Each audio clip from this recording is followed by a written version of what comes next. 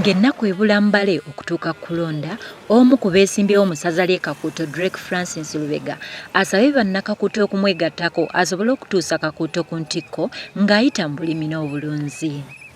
Drake Lubega Francis abadde atalaaga bimu ku bitundu ebikola Kakuuto okuli Kamuli, Kibandi n'awalala era ng'awerekeddwako oluseregende lw'abavuzi ba boodabooda awamu ne kabangali okubadde ebisolo ebibadde ebyokulabirako ku byagenda okukola.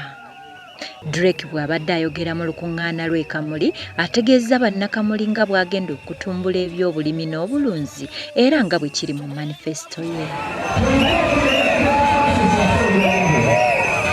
Abamu ku bawagizi ba Drake balaze okusiima ebimu by'abakoledde nga tali mu buyinza so ng'abandi bategeezza nti bajja mu mmese mu nkola ya NRA.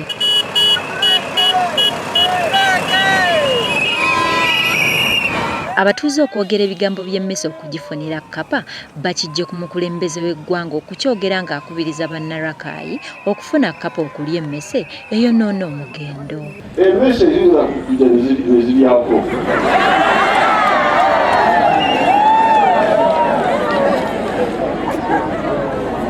Naye emmese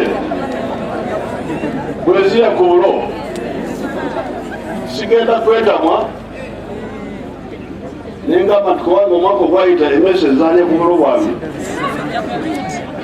ebyokulima mbifuddeko sigenda kuddamu kulima nedda neyongera okulima